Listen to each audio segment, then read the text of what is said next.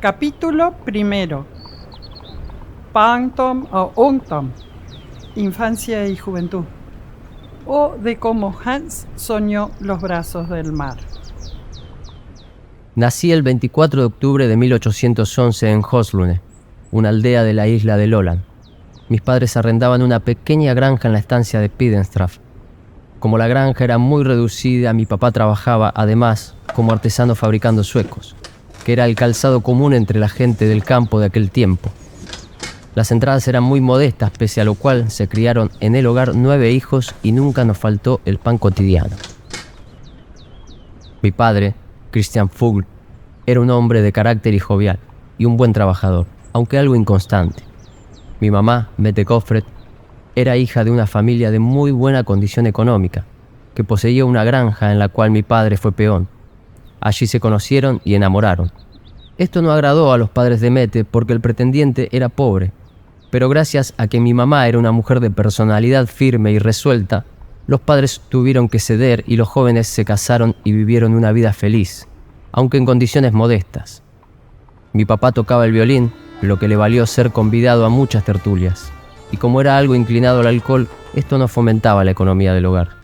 Yo era el menor de 9 hermanos, de manera que en mi infancia los mayores ya contribuían positivamente al sostén de la familia, y por eso no sentí el peso de la pobreza con tanto rigor como ellos, teniendo más tiempo para jugar, fantasear y pensar.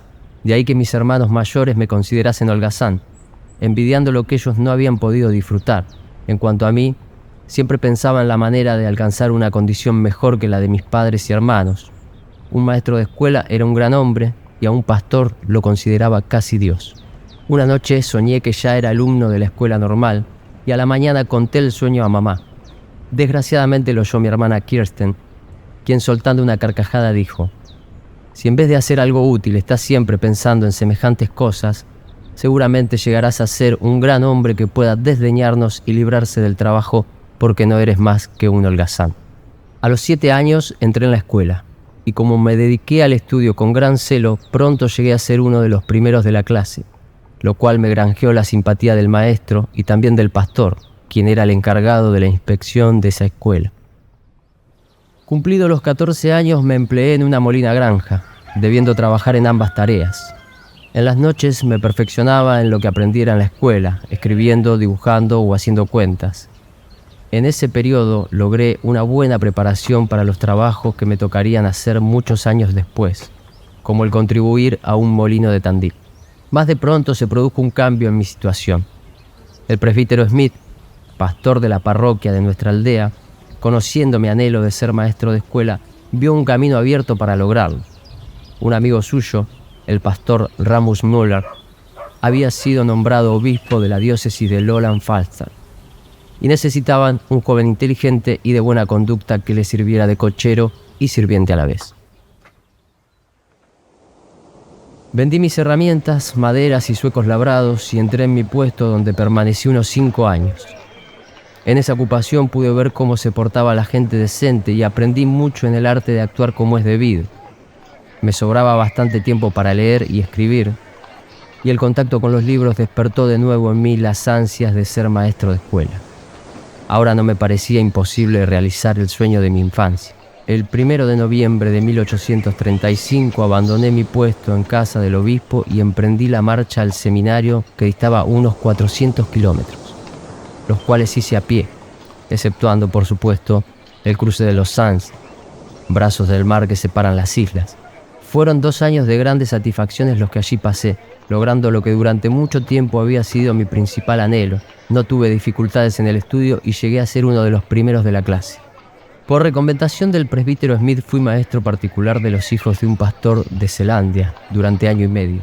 Cuando el mayor debió prepararse para ingresar en la universidad, y dado que mis conocimientos no eran lo suficientes, me propusieron intercambiar mi puesto con el del preceptor de los hijos del pastor de la hija de Moan. Este, al ser teólogo, podía preparar al joven.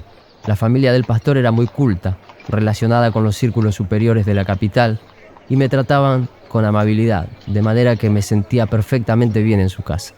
No obstante, había momentos en que sufría una depresión tan extrema que a veces me resultaba insoportable.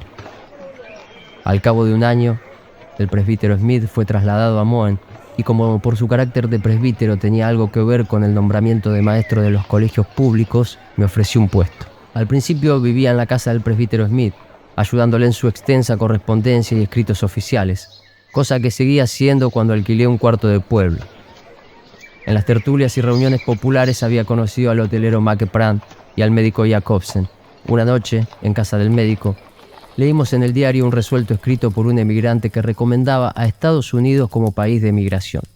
Y unas semanas después, leímos otro artículo, escrito por un capellán llamado Wardinger, quien informaba que para agricultores debía preferirse a la República Argentina, tanto por su clima benigno como por su tierra fértil. Desde ese momento, la idea de emigrar empezó a ocupar mi fantasía. Nunca antes había pensado abandonar Dinamarca. Algunos creen que fueron las contrariedades que había sufrido en la selva de los Amores. Y es cierto que tales acontecimientos tuvieron algo que ver, pero no constituían la causa principal. La principal causa era mi entusiasmo por la libertad e independencia. Quería ser un hombre libre. En mi infancia creía que el maestro era un hombre libre, ahora sabía que no lo es. Quería ser independiente tanto de las autoridades que me rodeaban como de las inclinaciones y antojos de mi naturaleza íntima. Si las escuelas libres y las escuelas superiores para adultos que más tarde se crearon hubieran existido en 1844, me parece que no habría emigrado, pero estaba resuelto a emigrar, y a emigrar a la República Argentina, junto con el doctor Jacobsen y su familia.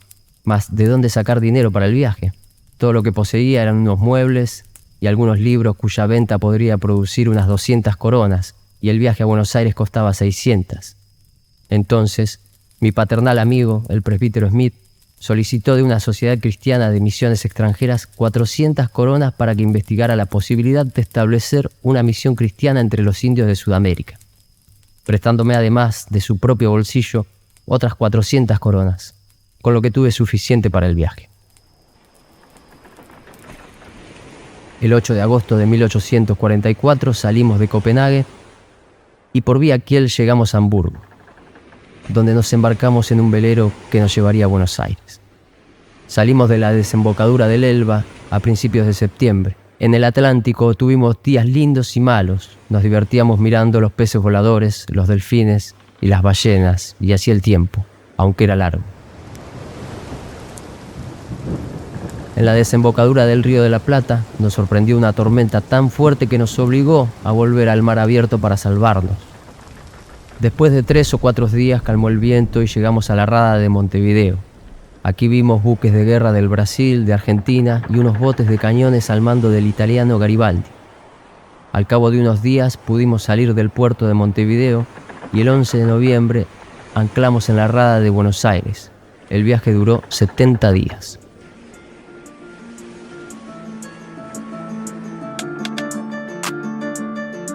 «200 años a full» es auspiciado por el Instituto Cultural de la Provincia de Buenos Aires.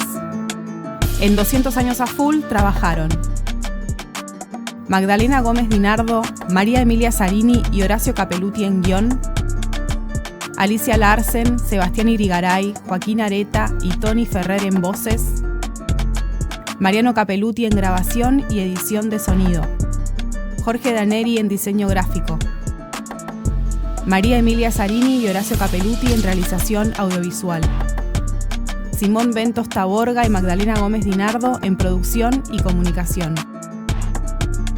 200 años a full fue grabado durante abril del 2023 en Estudios La Mayor, Tandil.